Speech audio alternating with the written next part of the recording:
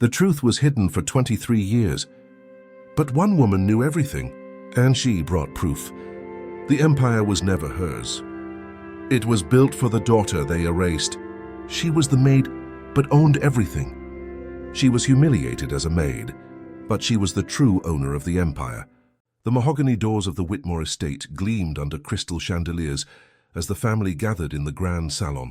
Black dresses, tailored suits, and the scent of expensive perfume filled the air.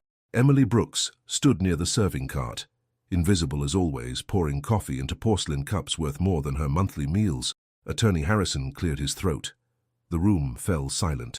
The estate of Mr. Robert Whitmore, valued at $42 million, Victoria Whitmore, the widow, sat perfectly still in her throne-like chair, her sons flanking her like guards. To my wife, Victoria, the primary residence, the summer estate in the Hamptons.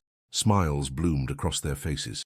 To my sons, Alexander and Marcus, equal shares in Whitmore Industries. Champagne bottles were already being retrieved. And to Emily Brooks, every head turned. Emily's hand froze mid-pour. The property at 1847 Forest Lane, and a sum of $15,000 to begin anew. Laughter erupted. Alexander whispered something to Marcus. They both laughed harder.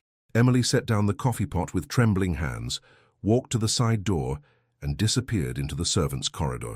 No one saw the worn leather book clutched against her chest, but it would see them all fall.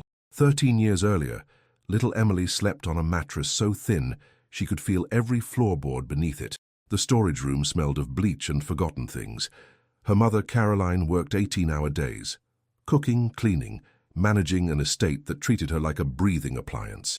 "Don't be seen, sweetheart," Caroline would whisper, smoothing Emily's hair before dawn. "Invisible girls don't get hurt." But Emily was seen by the Whitmore boys.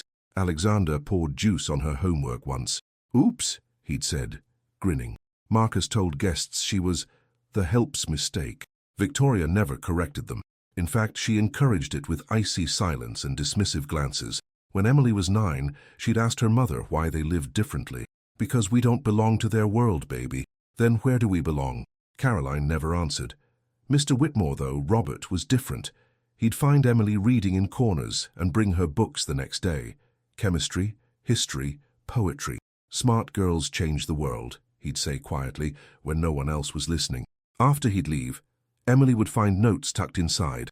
"Keep going. You're brilliant." She never understood why he cared. When Caroline died, exhaustion, the doctors said, though Emily knew it was something deeper. The pretense of kindness vanished. Victoria moved Emily to the actual basement, a cot between cleaning supplies and forgotten furniture. "You'll earn your keep," Victoria said coldly, "or you'll leave." Emily was 14. She never understood why Mr. Whitmore seemed to see her in a way no one else did, like she mattered, like she was more than the help's daughter. Victoria Whitmore was a work of art, cold, flawless, and entirely artificial. She'd married Robert Whitmore 23 years ago, a calculated union between old money and new ambition. She brought elegance and social connections. He brought an empire, but something had always been wrong. Robert was distant, polite, but hollow. He fulfilled his duties as a husband mechanically, like signing checks or attending galas. Victoria told herself it was normal, that powerful men were distracted, that love was a luxury, not a requirement. Then Caroline arrived, a young woman, barely 20, hired as temporary staff during a charity event. Robert's eyes had followed her across the room. Victoria noticed. Victoria always noticed. Over the following months, Caroline became permanent staff.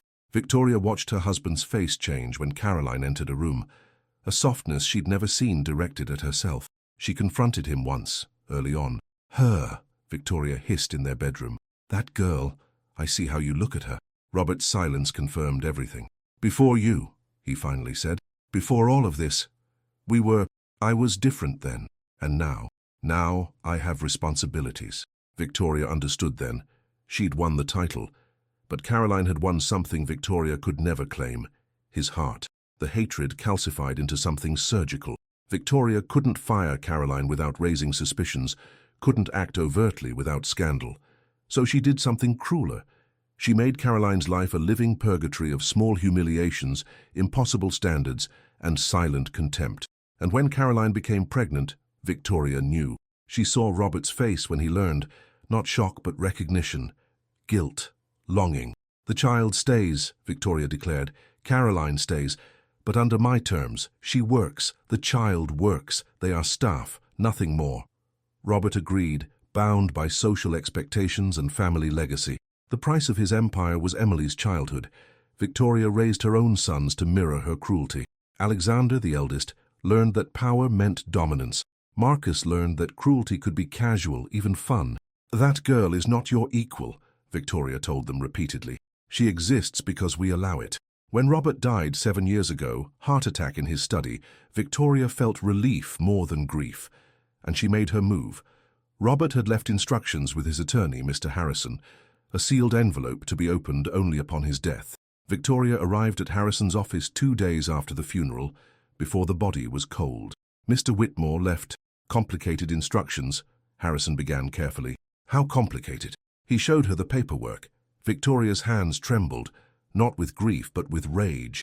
The will divided the estate into 3 primary shares, 40% to Victoria, 30% split between Alexander and Marcus, and 30% to Emily Brooks. Additionally, controlling interest in Whitmore Industries would pass to Emily upon her 25th birthday. "This is insane," Victoria whispered. "He was very clear." "How much?" Harrison blinked. "I'm sorry. How much to make this disappear?" The attorney's face went carefully blank. "Mrs. Whitmore, I cannot—" "Everyone has a price, Mr. Harrison. Yours is $250,000. Cash, untraceable, and you rewrite this will to reflect what the family expects." Harrison hesitated for only a moment. His daughter's medical school tuition, his wife's mounting credit card debt, his own gambling problem that no one knew about. "The girl gets something," he said quietly, "to avoid suspicion. A property, a small sum. Fine, give her the forest property, worthless land, make it seem generous." They burned the original will in Harrison's fireplace. Victoria returned to the estate that evening and looked at Emily cleaning the kitchen floor. The girl didn't know, would never know. Victoria smiled for the first time since Robert's death. She believed she'd buried the secret forever. The address led Emily down a gravel road that seemed to narrow with each mile. 1847. Forest Lane sat in a clearing surrounded by pine trees and silence. The house was small, wooden, maybe 60 years old, paint peeling, porch sagging slightly. Emily parked the borrowed car, a rusted Honda from a sympathetic former staff member, and stared. This was it. Her inheritance. $15,000 and a shack. The Whitmores got mansions, companies, and futures. She got this. She wanted to cry, but found she had no tears left. They'd been used up years ago. Inside, the house smelled of dust and time. Bare bulbs, mismatched furniture, a stone fireplace that probably didn't work.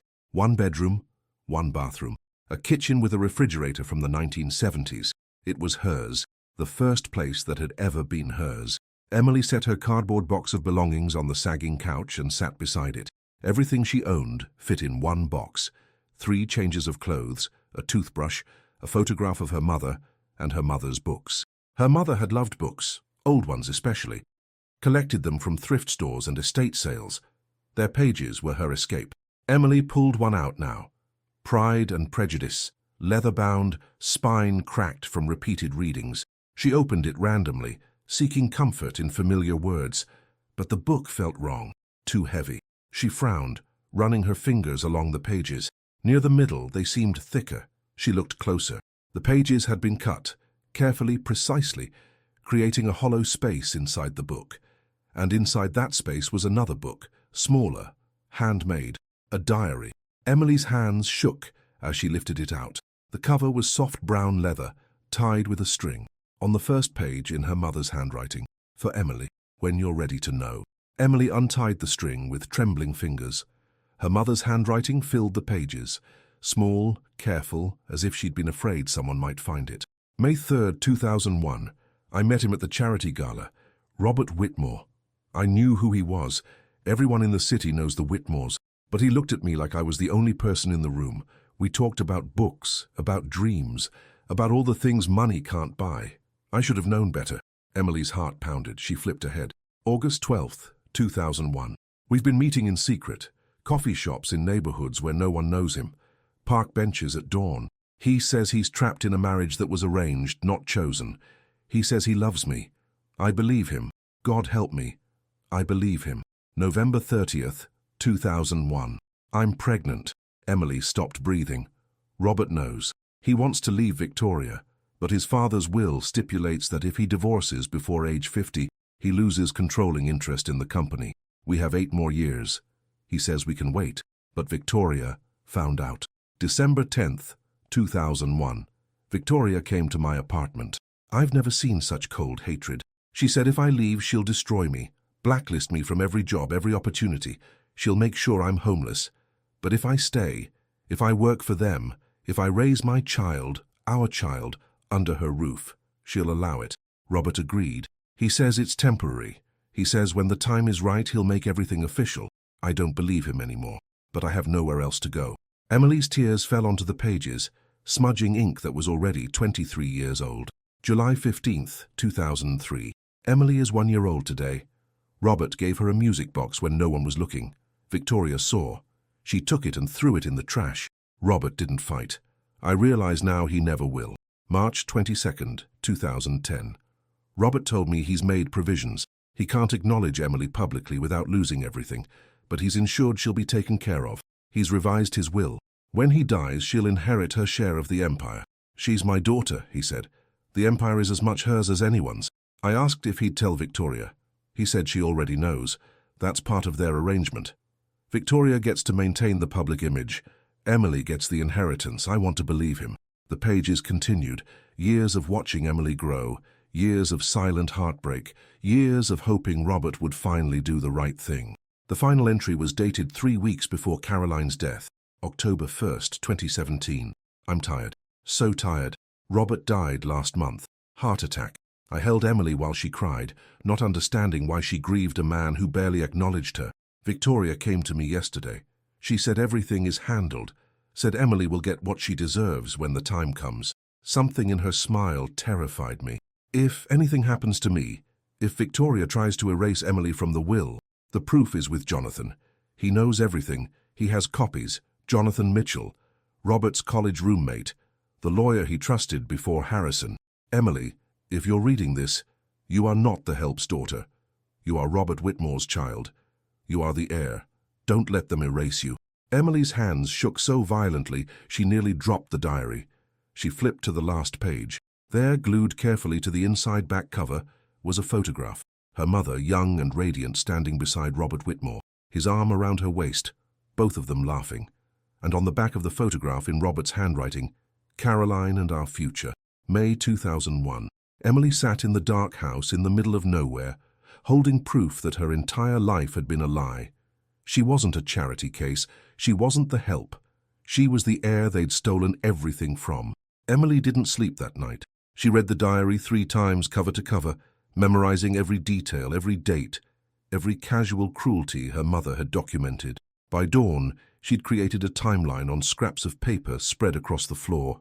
2001. Robert and Caroline meet. Begin relationship. 2001. Emily conceived. Victoria discovers truth. 2002. Emily born. Robert acknowledges paternity privately. 2010. Robert revises will, ensuring Emily's inheritance. 2018. Robert dies. Victoria moves against the will. 2018. Caroline dies 3 weeks later. That last detail nagged at Emily. Her mother had been 42, healthy. The doctors said heart failure, stress-induced. But what if it wasn't natural? Emily pushed the thought away. She needed facts, not paranoia. The diary mentioned Jonathan Mitchell, Robert's old friend, a lawyer. If he had copies of the original will, he was her only chance. Emily searched online. Jonathan Mitchell, attorney at law, still practicing in Manhattan. Same office for 30 years. She called at 8 a.m. Mitchell and Associates. I need to speak with Jonathan Mitchell. It's about Robert Whitmore. A pause. May I ask who's calling? Emily Brooks, Robert's daughter. Another pause, longer this time. Please hold. 60 seconds later, a man's voice came on the line. Older, careful. Emily Brooks? Yes. I've been waiting for this call for 7 years. Emily's throat tightened. You knew? Robert told me everything. He made me promise that if anything happened to him, I'd watch over you. Make sure Victoria didn't... He stopped. Can you come to my office? Today. I'm 3 hours away. I'll wait. The office was modest. tucked between a deli and a dry cleaner. Jonathan Mitchell was in his 70s, silver-haired, with kind eyes that held deep sadness. He looked at Emily for a long moment when she entered. "You have his eyes," he said quietly. "Robert's eyes." Emily sat. "My mother's diary says you have proof." Jonathan nodded, moving to a filing cabinet. He pulled out a thick folder sealed with tape that had yellowed with age. "Robert came to me in 2010, said he'd made a terrible mistake, that he'd let social pressure and family legacy destroy the woman he loved and abandon his child. He wanted to fix it the only way he could." Jonathan spread documents across the desk. "This is the original will. Notarized, witnessed, filed with the state. 40% to Victoria, 30% split between Alexander and Marcus, 30% to you." Emily stared at the numbers. "But there's more." Jonathan pulled out another document. "Controlling shares of Whitmore Industries. Robert set up a trust. When you turned 25, you'd inherit 51% of company voting rights. Why 25? Old enough to handle it. Young enough to build something new." Jonathan's expression darkened. "But Victoria got to Harrison. I don't know how, but the will filed with probate court is different. I've been trying to challenge it for 7 years, but without you coming forward, without proof of paternity, I had no standing." Emily reached into her bag and pulled out the diary. "Will this work?" Jonathan read through it carefully, his hands trembling slightly. When he reached the photograph, he smiled sadly. "Robert showed me this picture once, said it was the happiest day of his life." He looked up. "Yes, this will work. Along with the original will, we have grounds to challenge the probate. What do I need to do?" "First, we file a paternity claim. I'll need a DNA sample. Robert's is on file from a health screening. Then we file a fraud complaint against Victoria and Harrison. Then we petition to nullify the false will and reinstate the original." "How long?" 6 months. Maybe less if Harrison flips on Victoria to save himself. Emily took a deep breath. "What do I do until then?" Jonathan smiled. "You live your life. Get ready. Because when this hits, the Whitmores will come at you with everything they have." Emily thought about the basement room, the years of silence, her mother's exhausted face. Let them come. Jonathan moved quickly. Within a week, he'd filed a motion with the probate court to reopen Robert Whitmore's estate case based on new evidence. The filing was sealed, but rumbles reached the Whitmore family within days. Victoria called an emergency meeting with Attorney Harrison. "What is this?" She slammed the court notice on his desk. "A motion to challenge the will?" Harrison's face went pale. "Who filed it?" "Jonathan Mitchell." Harrison's expression turned to panic. Mitchell had been Robert's original attorney, the one Harrison had replaced. If Mitchell had evidence, on what grounds? Harrison asked weakly. "Fraud. And newly discovered heir status." Victoria's voice was ice. "Emily, that's impossible. She has no proof. Then why is Mitchell representing her?" Harrison had no answer. Victoria leaned forward. "Fix this." "I can't fix it if there's legitimate documentation. You assured me everything was destroyed. Everything I had access to was destroyed." Victoria's eyes narrowed. "What did Robert give Mitchell?" Harrison shook his head. "I don't know. But if it's the original will, then we're done." Meanwhile, Emily submitted to a DNA test. Jonathan had obtained a court order to access Robert's archived medical files, including stored DNA from a health screening done 3 years before his death. The results took 2 weeks. Emily sat in Jonathan's office when they arrived. He opened the envelope, read the contents, and smiled. 99.97% probability of paternity. He looked up. "Legally, scientifically, indisputably, you are Robert Whitmore's daughter." Emily felt something shift inside her. It wasn't joy exactly. It was validation, proof that she'd never been wrong to feel like she belonged somewhere. "What happens now?" "Now we go nuclear." Jonathan pulled out a new set of documents. "With paternity established, we petition the court to nullify the fraudulent will. I've also filed complaints with the state bar against Harrison for ethical violations." "Will he fight?" "Harrison?" Jonathan shook his head. "He'll flip. Men like him always do when they're cornered." He was right. 3 days later, Harrison arrived at Jonathan's office unannounced, looking like he hadn't slept in a week. "I'll testify," he said without preamble. "I'll give you everything, but I want immunity." Jonathan and Emily exchanged glances. "Tell us what you know," Jonathan said carefully. Harrison collapsed into a chair. "Victoria came to me 2 days after Robert's funeral. She'd already seen the original will. Robert had shown it to her years earlier, wanted her to understand Emily's position." "She knew?" Emily whispered. "She knew everything. Robert told her when Emily was born that he'd ensure Emily inherited. Victoria agreed, publicly at least, but privately, she planned to destroy the will the moment Robert died. "How much did she pay you?" Jonathan asked. 250,000. Cash. Harrison's voice was hollow. "We burned the original in my fireplace. I drafted a new will, forged Robert's signature using samples from other documents, filed it with probate as the authentic version." "And Caroline?" Emily asked. "My mother." Harrison looked confused. "What about her?" "She died 3 weeks after my father. Suddenly. Heart failure." Harrison's face went white. I don't know anything about that." But Emily saw the fear in his eyes. He suspected, even if he didn't know. "Will you testify to all of this under oath?" Jonathan asked. Harrison nodded. "I'll testify. I'll provide documentation. But I need immunity from prosecution." "I'll recommend it to the DA," Jonathan said. "But you have to give us everything." Within a week, Harrison provided copies of bank transfers from Victoria, drafts of the forged will, and a sworn affidavit detailing the entire fraud. Jonathan filed an emergency motion with the court. The hearing was scheduled for 3 weeks later. Emily spent those weeks in the Forest House, preparing. She read everything Jonathan gave her about estate law, inheritance rights, corporate governance. She wasn't just fighting for money. She was fighting for identity, for the recognition that she'd been erased deliberately, cruelly. One evening, she found another note tucked in one of her mother's books, this one in Robert's handwriting, dated just weeks before his death. "Emily, if you're reading this, I'm gone. I'm sorry I wasn't braver. I'm sorry I let fear and legacy matter more than what was right. But know this, everything I built for you, not for them. For you, the Whitmore name, the companies, the legacy, it's yours. Take it, transform it, be better than I was. You were never a mistake. You were always the point." Your father, Emily, folded the note carefully and placed it in the diary. She was ready. Emily understood something Victoria didn't. Revenge wasn't about spectacle. It was about inevitability. She didn't want to hurt the Whitmores. She wanted to reclaim what they'd stolen. There was a difference. Jonathan had given her a roadmap, but Emily added her own touches. First, she needed allies inside the empire. Robert Whitmore had built his fortune on real estate development and investment management.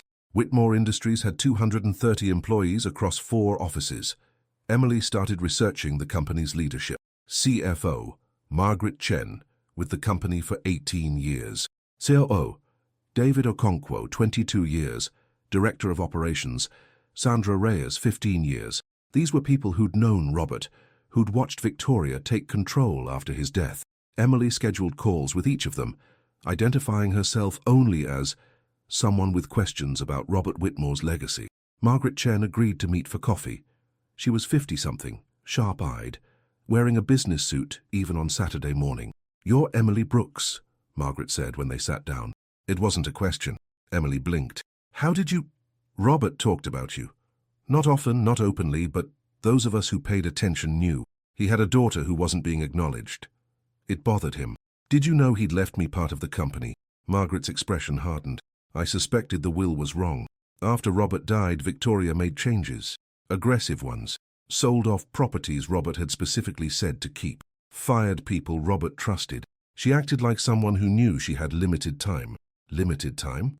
Like she knew the real will would surface eventually. Emily pulled out Jonathan's summary documents, carefully redacted to protect legal strategy, but showing enough.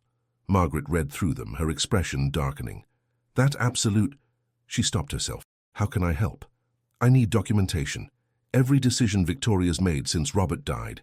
Every sale, every firing, every restructure. Can you get me that?" Margaret smiled grimly. "I'm the CFO. I can get you everything." Over the next 2 weeks, Emily met quietly with David Okonkwo and Sandra Reyes. Both had similar stories. Robert had been a visionary, building something sustainable. Victoria was strip-mining the company for short-term profit. "She's destroying what he built," David said. "If she keeps going, Whitmore Industries won't exist in 5 years." They agreed to provide documentation. Financial records, board meeting minutes, emails showing Victoria's reckless decisions. Emily took everything to Jonathan. "This is beyond fraud," he said, reviewing the files. "This is corporate malfeasance. If you win the inheritance case, you'll have grounds to remove Victoria from all leadership positions immediately." "Can we freeze her accounts?" Emily asked. Jonathan hesitated. "That's aggressive." She froze my life for 23 years. I'm just returning the favor. Jonathan made the motion. The court, seeing evidence of ongoing fraud and mismanagement, granted a temporary freeze on Victoria's personal access to company funds, pending the hearing. The order was served on a Tuesday morning. Victoria was in the middle of a spa appointment when her credit card was declined. "Try again," she said irritably. The receptionist swiped 3 times. "I'm sorry, Mrs. Whitmore, but—" Victoria grabbed her phone and called her bank. "There's a court-ordered freeze on your accounts," the representative said. "That's impossible. On what grounds?" "I don't have those details, ma'am. You'll need to contact—" Victoria hung up and immediately called Harrison. No answer. She called 5 more times. Nothing. Finally, she called her sons. "Alexander, something's happening. My accounts are frozen. Harrison isn't answering." "What? How is that?" "Find out. Now." Alexander called his own attorney, who made inquiries. 2 hours later, he called back. "Mum, there's a legal challenge to Dad's will. Someone's claiming fraud." Victoria's blood went cold. "Who?" "It's sealed, but the lawyer is Jonathan Mitchell." Victoria remembered Mitchell, Robert's old friend, the attorney he'd used before switching to Harrison. "And there's more," Alexander continued. "Someone filed corporate complaints. They've requested a full audit of Whitmore Industries." "Who?" "It's anonymous, but it came with documentation. Financial records, board minutes, internal emails." Victoria's mind raced. Who had access to all of that? Then she understood. Emily. The maid girl. How would she— "She's not the maid girl." Victoria's voice was hollow. She never was. Victoria Whitmore had built her life on control. Every detail managed, every contingency planned. Now, everything was unraveling. Her sons appeared at the estate that evening. Alexander with his attorney, Marcus looking panicked. "Explain this," Alexander demanded, throwing court documents on the dining room table. Victoria scanned them. Motion to nullify Robert's will. Fraud allegations. Forged signatures. Where did this come from? "Jonathan Mitchell filed it, on behalf of Emily Brooks." Alexander's voice was sharp. "He claims she's Dad's biological daughter, and that you destroyed the original will." Marcus looked confused. "That's insane. Dad wouldn't—" "Shut up, Marcus." Alexander turned back to Victoria. "Is it true?" Victoria said nothing. "Is it true? Your father had indiscretions." "Indiscretions?" Alexander's face flushed. "We treated her like garbage. We humiliated her for years, and you let us because she was nobody," Victoria snapped. "A mistake, an embarrassment. She's our sister. She's a threat." Victoria stood, her composure cracking. "Your father wanted to give her everything. The company, the properties, the legacy. He would have sacrificed both of you for her." Marcus looked sick. "What did you do?" Victoria's silence was answer enough. Alexander's attorney cleared his throat. "Mrs. Whitmore, these allegations are serious. If Harrison testifies that you commissioned fraud—" "Harrison won't testify. He already has. His affidavit is attached to the filing." Victoria grabbed the documents. There it was, Harrison's complete confession, signed and notarized. She'd underestimated how quickly men abandoned ship when it started sinking. "What happens now?" Marcus asked quietly. The attorney grimaced. "If the court finds in Emily's favor, the original will is reinstated. Mrs. Whitmore, you'll retain your 40%, but Emily becomes entitled to 30% of the estate. She'll also gain controlling interest in Whitmore Industries." "No." Victoria's voice was steel. "Absolutely not. You may not have a choice. The DNA test confirms paternity. Harrison's testimony confirms fraud. Unless you have evidence to counter, I have lawyers, better lawyers. With respect, Mrs. Whitmore, your accounts are frozen. You can't afford better lawyers right now." The words hit like a physical blow. Victoria had always had money. Money meant power, safety, options. Without it, "There's more," the attorney continued. "Corporate complaints have been filed. The board is calling for an emergency meeting. They're questioning your decisions as acting CEO." Alexander looked at his mother with something between horror and disgust. "You've destroyed everything. I protected us. From what? From a girl who just wanted to be treated like a human being." Victoria's carefully constructed mask shattered. "She wasn't supposed to exist. She was a reminder of everything your father denied me. Every day I looked at her, I saw his betrayal. So you betrayed her instead," Alexander said quietly. "You made her life hell because Dad loved her mother instead of you." The words hung in the air. Marcus stood abruptly. "I need air." He left. Alexander followed. Victoria stood alone in the dining room of the estate she'd ruled for 23 years, surrounded by wealth she could no longer access, facing a reckoning she'd believed she'd buried forever. Her phone rang. Unknown number. She almost didn't answer. Then, with a sense of dread, she did. Mrs. Whitmore, a woman's voice, calm and professional. Who is this?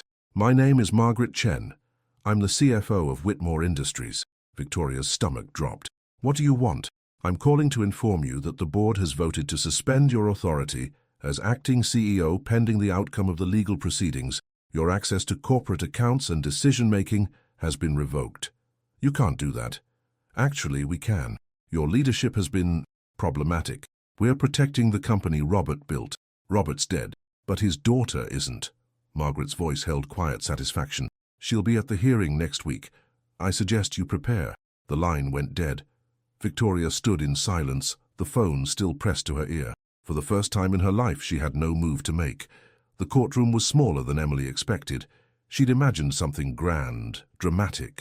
Instead, it was just a wood-paneled room with fluorescent lights and a judge who looked tired before proceedings even began. Jonathan sat beside her. Across the aisle, Victoria and her attorneys, though fewer than Emily expected. The frozen accounts had limited Victoria's options. Alexander and Marcus sat in the gallery, both looking uncomfortable.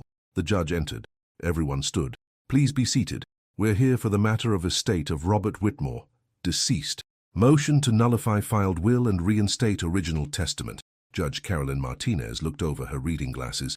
Mr. Mitchell, you filed the motion. Proceed. Jonathan stood. Your Honor, we're here today because my client, Emily Brooks, was deliberately erased from her father's will through fraud and forgery. He laid out the case methodically. Robert and Caroline's relationship, Emily's birth, Robert's intentions documented in the original will, Victoria's intervention, Harrison's confession. The DNA test confirms Ms. Brooks is Robert Whitmore's biological daughter. Mr. Harrison's affidavit confirms Mrs. Whitmore paid him to destroy the original will and forge a replacement. The evidence is overwhelming. Victoria's lead attorney, a man named Brennan who looked expensive even by Victoria's standards, stood. Your Honor, while the DNA test may confirm biological paternity, it doesn't confirm Mr. Whitmore's intentions. My client maintains that her late husband chose to exclude his illegitimate daughter from— Except we have the original will, Jonathan interrupted, sliding documents across to the judge. Signed, notarized, witnessed by two independent parties.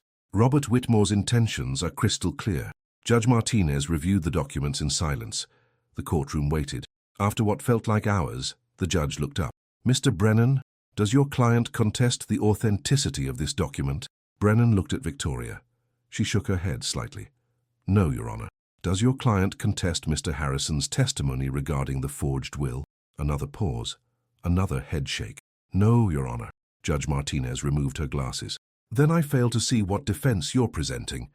We're requesting leniency for Mrs. Whitmore. She acted out of what? Greed? Cruelty? The judge's voice was sharp. She defrauded her stepdaughter of her rightful inheritance and condemned her to servitude. I'm not inclined toward leniency. Emily watched Victoria's face. For the first time, the mask was completely gone.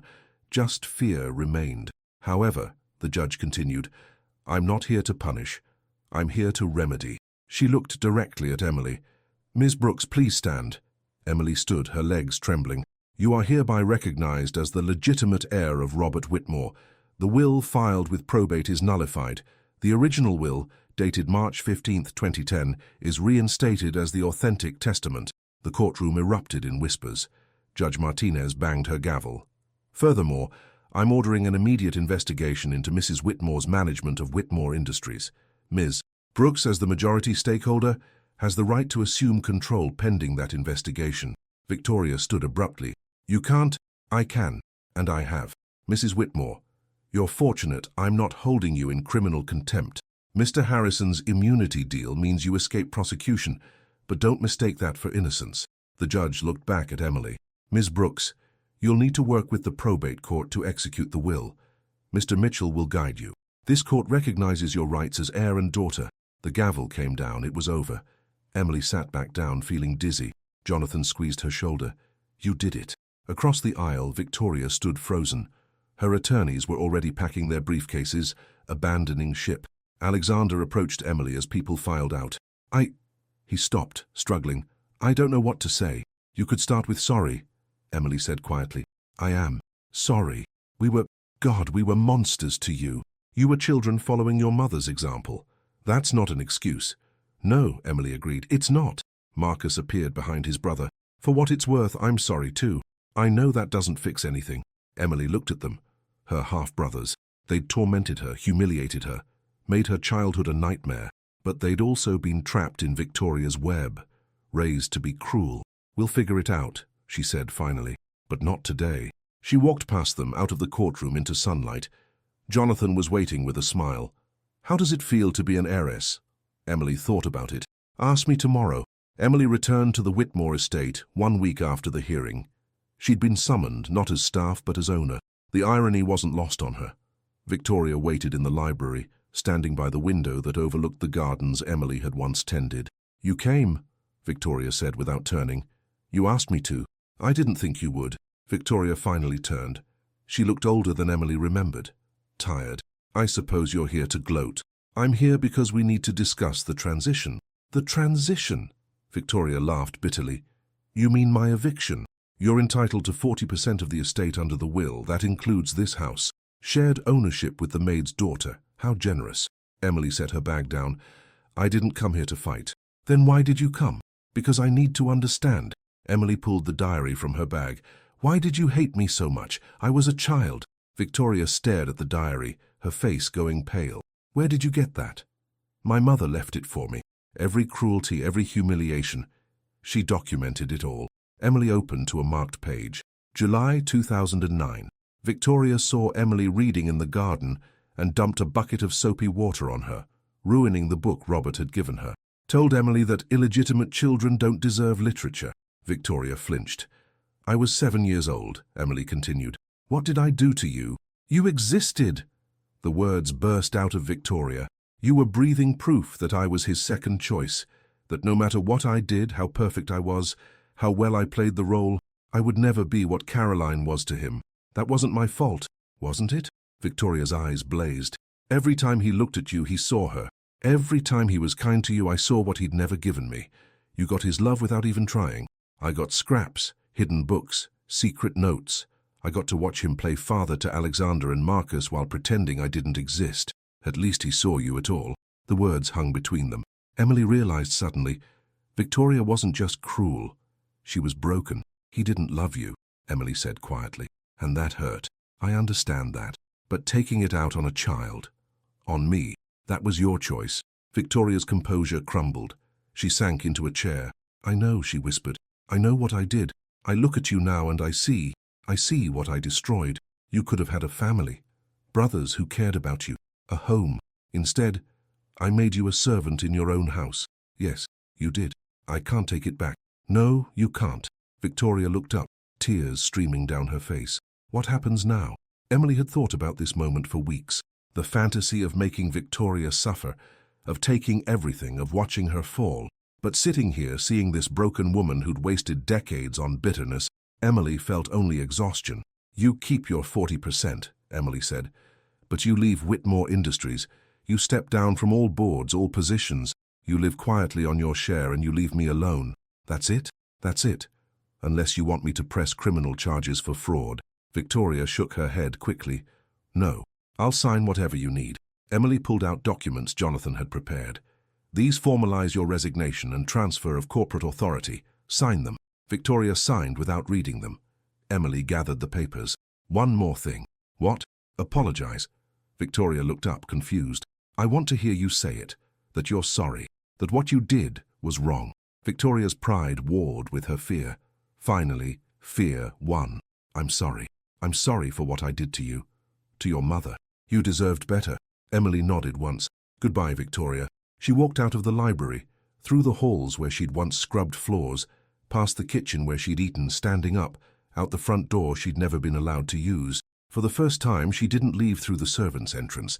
She left as an owner. Emily's first day as CEO of Whitmore Industries began at 7 a.m. She arrived at the downtown headquarters, 40 stories of steel and glass, and walked through the lobby she'd only seen in photographs. Margaret Chen waited by the elevators. "Ready?" Margaret asked with a slight smile.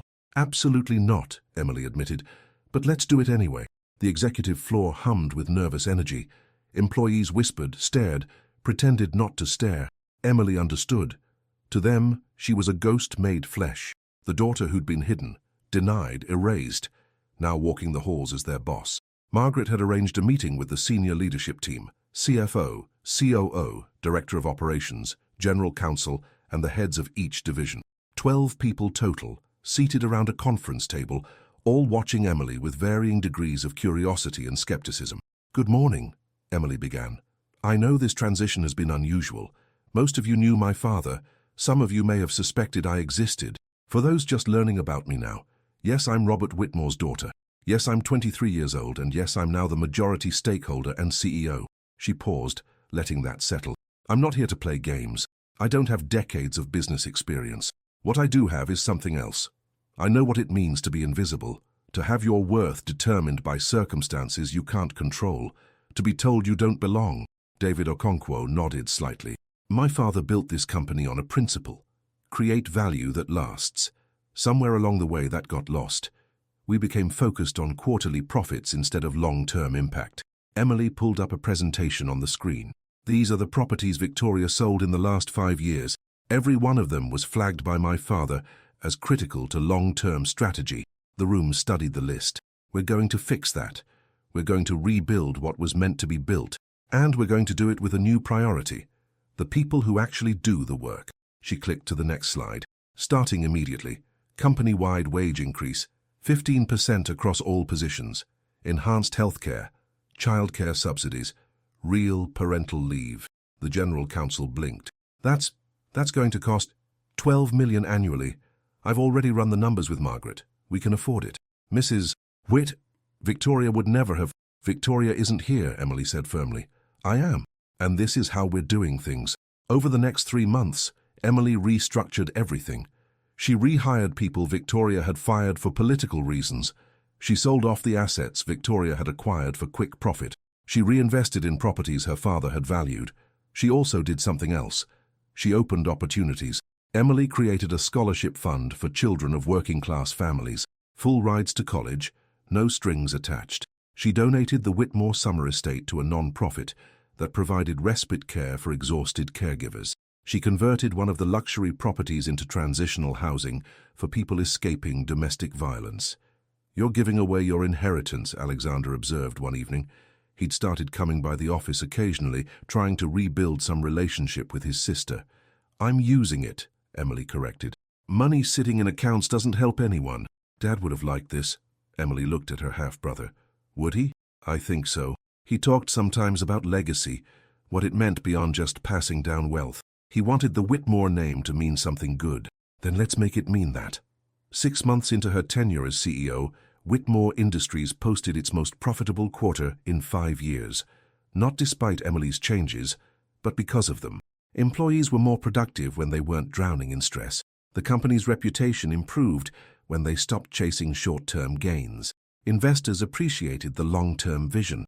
Emily stood in her father's old office, her office now, looking at the city below. Margaret knocked on the doorframe. "Got a minute?" "Always." Margaret set down a folder. "The board wants to make your position permanent. Official vote next week, but it's a formality. You've turned this company around." Emily opened the folder. Inside was a formal offer: CEO with salary, benefits and equity structure. It was everything her father had built for her. "Thank you," Emily said quietly. Margaret smiled. "You earned it. By the way, there's something else in there." Emily looked. At the bottom of the folder was a photograph. Robert Whitmore standing in front of the first Whitmore Industries office 30 years ago. On the back, in his handwriting, "For whoever carries this forward." Emily traced the words with her finger. "He knew," she whispered. "Knew what?" "That it would be me." Alexander Whitmore had never worked a real day in his life. At 30, he'd been VP of Development at Whitmore Industries, a title his mother had created for him, a salary he hadn't earned. Now, sitting across from Emily in the conference room, he faced a reality he'd never considered: accountability. "I'm letting you go," Emily said simply. Alexander blinked. "You're firing me. Your position was created without board approval. You have no actual responsibilities. You've contributed nothing measurable to the company in 5 years. I'm your brother, half-brother, and that's exactly why I can't show favoritism." Emily slid a severance package across the table. "You're getting 6 months' salary. That's generous considering you should probably repay the money you were paid for work you didn't do." Alexander's face flushed. "This is revenge. This is business. You're welcome to apply for actual positions if they open up, but the free ride is over." Marcus took it better when his turn came. "I figured," he said, accepting his own severance package. "For what it's worth, I get it. We didn't earn our spots." "No, you didn't. What do we do now?" Emily considered the question. "Whatever you want. You both still have your inheritance from the will. 10% each. That's millions of dollars.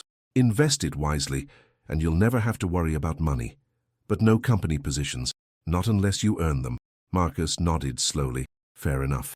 The next 6 months were humbling for the Whitmore brothers. Alexander tried to leverage his name to get positions at competing firms, but the industry had heard about Whitmore Industries' turnaround under Emily's leadership, and the whispers about how Victoria had committed fraud. Being a Whitmore was no longer an automatic advantage. Alexander's expensive apartment became unsustainable without his inflated salary. He downsized, then downsized again. Eventually, he took a junior position at a mid-level development firm, making a quarter of what he'd made before. "This is humiliating," he told Marcus over cheap beers one evening. "We're 30 years old, starting over like we're fresh out of college." "We should have started over at 22, Marcus pointed out.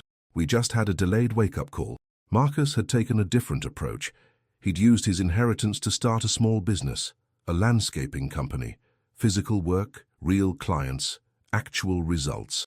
"I'm good at this," he told Emily when she ran into him at a coffee shop 6 months later. He was tanned, wearing work clothes, looking healthier than she'd ever seen him. "You look happy," Emily observed. "I think I am. Turns out, I like actually accomplishing things." He paused. "I'm sorry, by the way, for everything we did when we were kids." "You've said that." "I know, but I keep remembering new things, how awful we were, and I need to keep saying it." Emily softened slightly. "You were kids, following your mother's example. We were old enough to know better. Maybe. But you're learning now, that counts for something." Victoria, meanwhile, had faded from public view. She sold the summer house, her 40% included several properties, and moved to a smaller estate upstate. She attended no social events, gave no interviews, made no scenes. Emily heard through Margaret that Victoria had started volunteering at a women's shelter, working with survivors of domestic abuse. "Penance," Margaret suggested. "Or perspective," Emily replied. "Maybe she finally understands what it means to be powerless." One evening, a year after the court ruling, Emily received a letter. The handwriting was shaky but recognizable. Victoria's. "Emily, I don't expect forgiveness. I don't deserve it. But I wanted you to know that I've spent this year thinking about what I did, not just to you, but to Caroline, to Robert, to my own sons. I taught Alexander and Marcus that cruelty was strength. I taught them that love was weakness. I destroyed my own family trying to destroy yours. You've built something I never could, something real, something good. Robert would be proud. I know I cost you your childhood. I can't give that back. But for what it's worth, you were always more than I let you be. You were always extraordinary." Emily read the letter twice, then filed it away. She didn't reply. Some wounds heal with time, some just scar over, and some apologies, no matter how sincere, come too late to matter. But Emily didn't want Victoria punished anymore. She just wanted her gone. And she was. Emily found the final letter on a Tuesday morning, 18 months after taking over Whitmore Industries. She'd been sorting through her father's personal effects, boxes that had been in storage since his death, which Victoria had never bothered to examine. Most of it was mundane: old business cards, expired passports, reading glasses. Then Emily opened a leather portfolio and found an envelope. On the front, in Robert's handwriting, "For Emily, open when you're ready to forgive me." Her hands trembled as she broke the seal. "My dearest Emily, if you're reading this, then you know the truth. You know that I'm your father. You know that I failed you in every way that mattered. I'm writing this 3 weeks before what the doctors tell me will be my final Christmas. My heart is failing. Poetic, given how long I've failed to use it properly. I need to explain, even though no explanation justifies what I've done. I met your mother when I was 35. My marriage to Victoria had already been dead for years, a business arrangement that produced heirs and social stability, nothing more. Then Caroline walked into a charity gala, and I remembered what it felt like to be alive. We fell in love. Not the careful, calculated love that builds dynasties, but the reckless, consuming love that destroys them. When she told me she was pregnant with you, I made a choice, the wrong one. My father's will stipulated that if I divorced before age 50, I'd lose controlling interest in the company. I was 36. I had 14 years to wait. I convinced myself we could wait, that I could protect Caroline, protect you, keep everything stable until I could make it right. I was a coward. Victoria knew about you from the beginning. In exchange for her silence, I gave her social standing, financial security, and my surname for our sons. She agreed to let Caroline stay, let you grow up on the estate. I thought I was protecting you. I was actually condemning you. I watched you grow up through windows and doorways, unable to acknowledge you publicly. I brought you books because I couldn't give you my name. I left notes because I couldn't have conversations. Every birthday I missed, every milestone I witnessed in secret, they haunt me now. When you were 13, I revised my will. I couldn't give you my name in life, but I could give you everything else in death. Half the empire, Emily, half of everything I built, because you are my daughter, and you deserve no less than Alexander or Marcus. I told Victoria. I thought transparency would protect you. Instead, it made you a target. I'm dying now, and I'm terrified of what will happen when I'm gone. I've left instructions with Jonathan Mitchell, a man I trust absolutely, to ensure the will is executed properly. But I know Victoria. I know what she's capable of when she's cornered. If you're reading this, she probably tried to erase you. She probably succeeded for a time, but you found your way back. You found the truth. I'm so proud of you, Emily. Not because you inherited my empire, but because you survived despite my failures. You are stronger than I ever was. Braver. Better. I wish I could have been the father you deserved. I wish I'd had the courage to claim you publicly, to damn the consequences, to choose love over legacy. But I didn't. And now all I can offer is this. Everything I built for you. Not for the Whitmore name, not for social standing. For you. Take the empire. Transform it. Make it something worthy of your mother's memory and your own strength. And please, if you can, forgive me. Not because I deserve it, but because I need you to be free of the weight I've left you. You were never a mistake, Emily. You were always the point, the reason. The best thing I ever helped create. I love you, I always have. Your father, Robert Whitmore. Emily read the letter 3 times before the tears came. They weren't tears of sadness exactly, or anger, or even forgiveness. They were tears of release. She'd spent her whole life wondering why she wasn't enough, why he couldn't acknowledge her, why she had to hide. Now she knew. It wasn't about her worth. It was about his weakness, and somehow that made it easier to bear. Emily folded the letter carefully and placed it in the diary beside her mother's words. 2 people who'd loved each other and loved her, but couldn't figure out how to make it work. She forgave them both. Not because they'd earned it, but because she deserved peace. 2 years after the hearing, Emily stood in the grand salon of the Whitmore estate, her estate, watching the sun set through windows she'd once cleaned. The house looked different now, warmer. She'd donated most of Victoria's ostentatious furniture to museums and replaced it with comfortable lived-in pieces. The mansion wasn't a museum anymore. It was a home. Alexander and Marcus arrived for dinner, a monthly tradition they'd established tentatively, then maintained consistently. Traffic was hell, Alexander said, embracing his sister. He'd filled out, looked healthier. The junior position had turned into a senior one. He'd earned it. Marcus came in behind him carrying wine. From my vineyard. You have a vineyard? Emily asked. Started investing in agriculture. Turns out landscaping taught me a lot about soil. He grinned. Who knew actual work would be educational? They ate in the dining room where Emily had once served meals standing silently against the wall. Now she sat at the head of the table, her father's seat, with her brothers on either side. Mom asked about you, Marcus said carefully midway through dinner. Emily paused. How is she? Better, quieter. She's been attending therapy. Good. She wanted me to tell you. Marcus hesitated. She's proud of what you've built. With the company, the scholarships, all of it. Emily nodded but said nothing. Some bridges, once burned, couldn't be rebuilt, but they could be acknowledged from a distance. After dinner, they walked the gardens together. Do you ever wonder what Dad would think? Alexander asked. Emily looked at the rose bushes her mother had tended, now wild and beautiful. every day. I think he'd be amazed, Marcus said. You've done more in 2 years than he did in 20. I had an advantage. What's that? I knew what it meant to have nothing. He never did. They stood in comfortable silence, 3 siblings who'd taken vastly different paths to reach the same place, understanding. Later, alone in her father's study, Emily opened the diary one last time. She'd read it so many times she'd memorized passages. Her mother's handwriting was as familiar as her own now. She added one final entry, her own words, in her own hand. Dear Mom and Dad, I found the truth. I claimed the inheritance.